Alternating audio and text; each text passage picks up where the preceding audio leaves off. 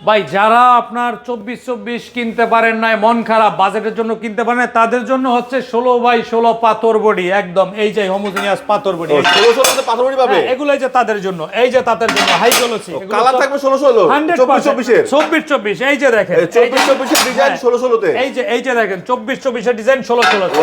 Design তো অনেক আছে, দেখা অনেক ডিজাইন, অনেক আমাদের এখানে আরো অসংখ্য ডিজাইন।